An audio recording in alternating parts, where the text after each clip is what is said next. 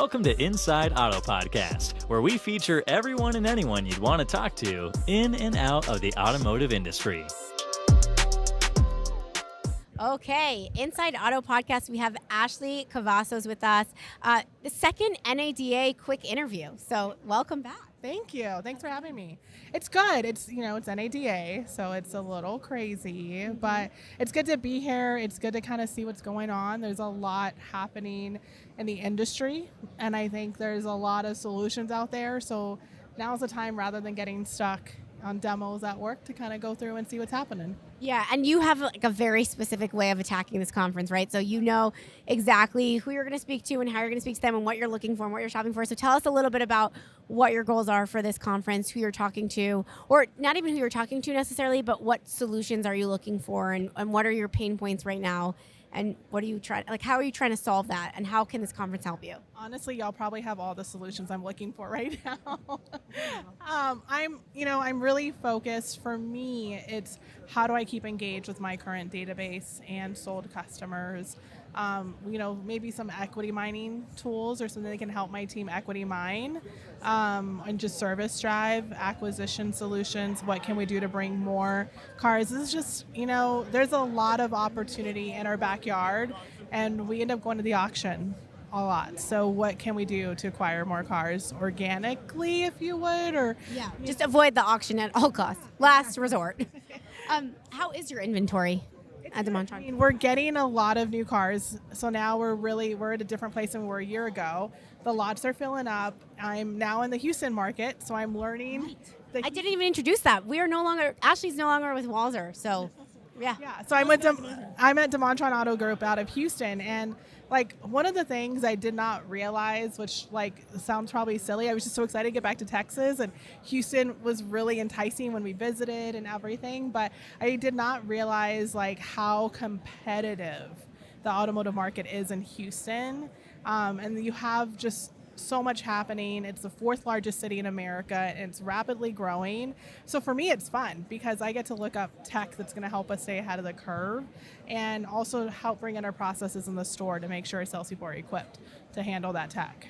Interesting. And then also I think equity mining and making sure that you're bringing the customers back in, which is what you said your focus is, can actually really help when you're in such a competitive market, right? How can you suck the most out of the customers and create customers for life, lifelong customers, and get more revenue out of them? So I think that's obviously a good place to start for 2024. Yeah, and one thing with DeMontrond, we're celebrating 70 years in the industry and serving the Houston community, and I really want people and our customers in the community to see what we're doing for them and with them. So I'm building that brand image, which is a lot of fun, getting the social content started. We didn't have a group Instagram.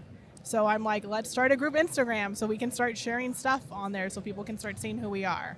And are you doing that yourself? Are you managing that yourself? Wow. I am managing all things marketing, all things digital performance, and I work with my variable ops team. So I have a used car director and an F&I director, and the three of us oversee variable ops. Wow. That's intense. When can we get you a social media manager?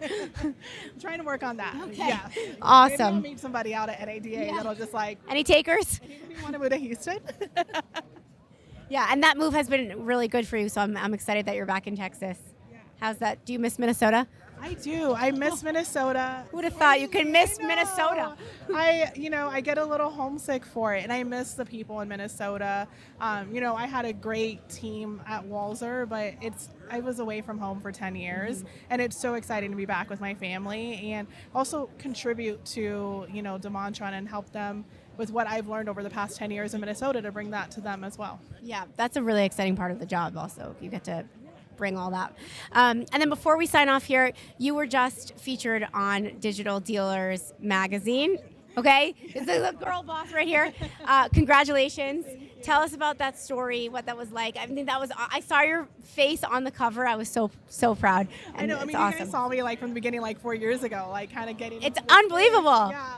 And it's just crazy, but it's great. I'm so blessed. My goal is just to contribute to women and women of color and automotive, and just help bring people into this industry, and know that like it doesn't matter where you start at, you can go if you put your mind to it anywhere you want to be.